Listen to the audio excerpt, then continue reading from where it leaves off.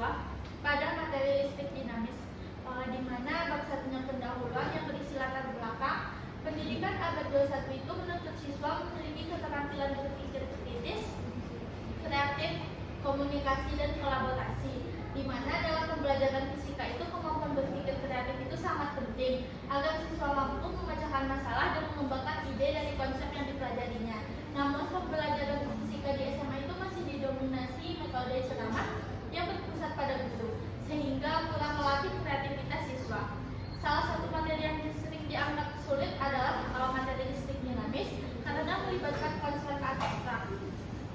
Akibatnya hasil belajar dan kemampuan berpikir kreatif siswa itu masih rendah. Oleh karena itu, penggunaan LKPD berbasis pendekatan konseptual menjadi solusi yang potensial karena mengaitkan materi dengan kehidupan nyata dan mendorong siswa berpikir lebih kreatif dalam proses pembelajaran. Ada 3 rumusan masalah yang saya angkat. Yang pertama yaitu bagaimana pengaruh penggunaan LKPD berbasis pendekatan konseptual terhadap peningkatan keterampilan berpikir kreatif siswa dalam menyelesaikan soal-soal fisika, khususnya pada materi listrik dinamis. Yang kedua, sejauh mana penerapan LKPD berbasis pendekatan konseptual dapat meningkatkan pemahaman konsep siswa dalam materi listrik dinamis. Yang ketiga yaitu bagaimana keterkaitan antara materi listrik dinamis dengan situasi kehidupan nyata siswa dapat meningkatkan relevansi pembelajaran fisika serta memotivasi siswa untuk lebih terlibat dalam pembelajaran. Nah, tujuan penelitian saya pertama yaitu menganalisis pengaruh penggunaan LKPD berbasis pendekatan konseptual terhadap keterampilan berpikir kreatif siswa pada pembelajaran materi listrik dinamis di SMA. Yang kedua yaitu menilai efektivitas LKPD berbasis pendekatan konseptual dalam meningkatkan pemahaman konsep fisika pada materi listrik dinamis. Yang ketiga yaitu mengeksplorasi keterkaitan materi listrik dinamis dengan situasi kehidupan nyata siswa untuk meningkatkan relevansi pembelajaran fisika dan menumbuhkan motivasi siswa. Yang kedua yaitu masuk kajian teori, di mana yang pertama saya mengangkat tentang LKPD, di mana LKPD itu perangkat pembelajaran yang dirancang untuk memfasilitasi siswa dalam memahami materi melalui aktivitas terstruktur dan mandiri. LKPD yang efektif itu tidak hanya menyajikan informasi, tetapi dalam proses belajar mengembangkan keterampilan berpikir kritis dan mengaplikasikan konsep dalam konteks nyata.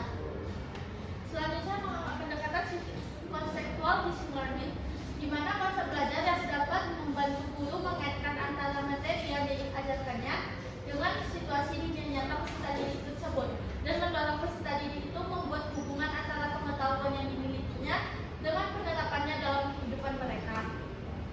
Selanjutnya berpikir kreatif, di mana hasil interaksi antara peserta didik itu pendidik serta lingkungannya. Berpikir kreatif itu identik dengan mengungkapkan suatu gagasan baru atau menyelesaikan sebuah permasalahan dalam pembelajaran berbeda dari yang lainnya. Lalu listrik dinamis, di mana materi listrik dinamis ini seringkali dianggap sulit oleh siswa karena melibatkan konsep-konsep yang abstrak dan matematika yang cukup kompleks. Oleh karena itu, untuk memudahkan pemahaman siswa, pendekatan yang menarik dan konseptual perlu diterapkan untuk menjelaskan konsep-konsep ini dalam situasi yang relevan dengan kehidupan sehari-hari. Ini penelitian terdahulu ada Yuliana tahun 2022, Huda 2020, Pratiwi Ardianto 2021.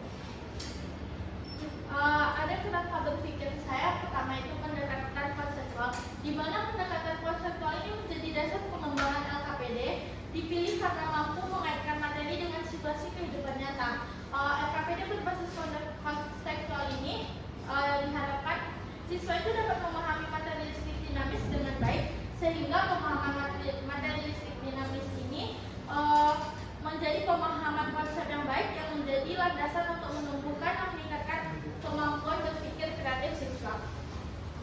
Selanjutnya masuk ke metodologi penelitian, di mana jenis penelitian yang saya gunakan yaitu kuasi eksperimen. Desain penelitian yaitu non-vivalen, di mana non-vivalen ini terdapat 2 kelas kontrol dan kelas eksperimen. Di mana sebelum itu dilakukan tes dan tes post test kepada kedua kelas tersebut. Selanjutnya populasi, di mana populasi yang digunakan di sini yaitu seluruh peserta didik yang terdaftar di kelas 11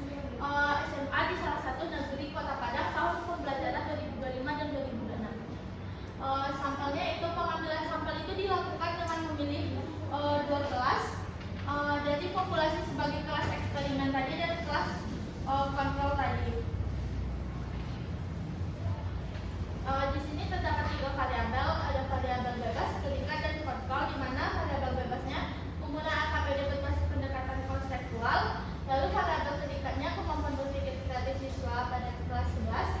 Variabel kontrolnya pada materi listrik dinamis. Adapun instrumen penelitiannya, instrumen penelitian yang pertama yaitu tes kemampuan berpikir siswa. Di mana tes kemampuan berpikir siswa ini dilakukan pada awal tes untuk mengetahui tes ini dibagikan secara dua, tes kuantitas dan kualitas untuk mengetahui kemampuan berpikir kreatif siswa. Lalu ada lembar observasi. Lembar observasi ini digunakan untuk memantau proses pembelajaran di kelas, baik kelompok eksperimen maupun kelas makro. Observasi ini dilakukan untuk melihat keterlibatan siswa dalam menyelesaikan AKPD itu kreatif apa tidaknya. Lalu dokumentasi ini digunakan sebagai data pendukung yang berupa foto kegiatan pembelajaran, catatan di lapangan, dan daftar hadir siswa. Lalu validasi instrumen. Validasi instrumen ini semua instrumen tes tadi akan divalidasi oleh ahli materi dan ahli evaluasi pembelajaran untuk menghasilkan bahwa instrumen itu sesuai dengan indikator kemampuan berpikir kreatif.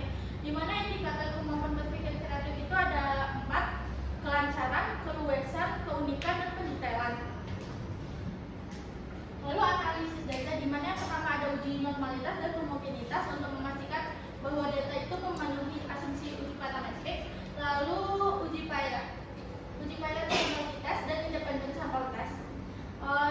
Pilot test itu digunakan untuk melihat perbedaan kualitas dan kuantitas dalam masing-masing kelompok, sedangkan independen itu untuk melihat perbedaan rata-rata antara kelompok eksperimen dan kelompok kontrol. Lalu perhitungan NP untuk mengukur peningkatan kemampuan berpikir kreatif siswa sebelum dan